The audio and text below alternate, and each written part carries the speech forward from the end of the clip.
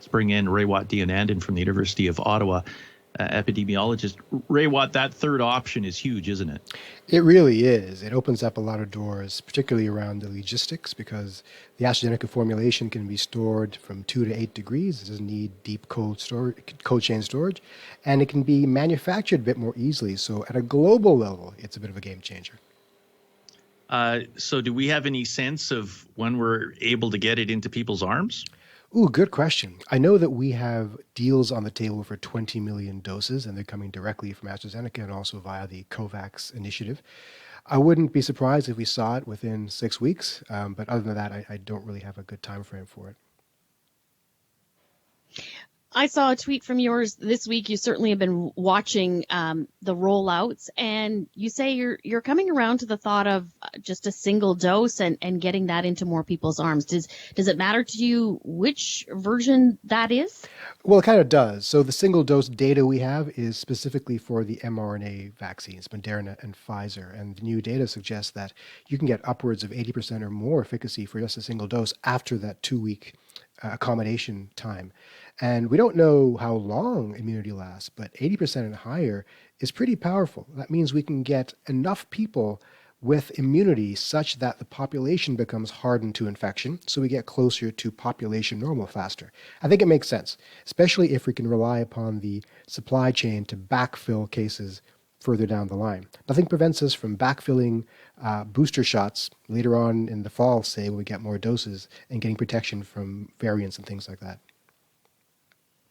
It makes sense. And sometimes when things make sense, government doesn't look at it. Any indication that Health Canada will do that?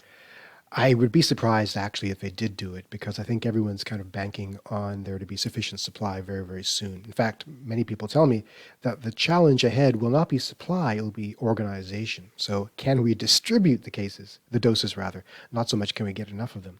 So yeah, we're certainly getting that from officials here. But to me, the other aspect of this will be the presence of the variant. If there's more variant out there, there's going to be the push to get more vaccines into arms as quickly as possible.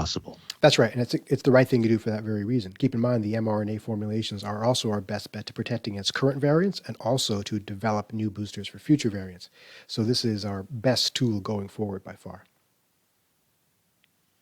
Okay, hopefully you can tell the story in a minute. A little bit on a fun thing on a Friday. I misread a tweet and thought it said Raywat Deonandan when it actually said the name Ray Donovan of a show. And you said that you've actually been kind of portrayed in a television show? The Canadian TV show Regenesis about bioterrorism featured an epidemiologist named Dr. Deonandan, based on me, and originally it was supposed to be a woman. And I thought, this is great, I'll invent a brand new psychological diagnosis for being sexually attracted to one's own fictional portrayal on TV.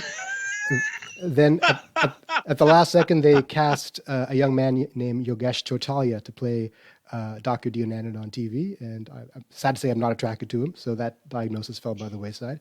It's out there somewhere, you can look it up. But there's Did he do a good job? I think so. It doesn't look a thing like me. Handsome man, though.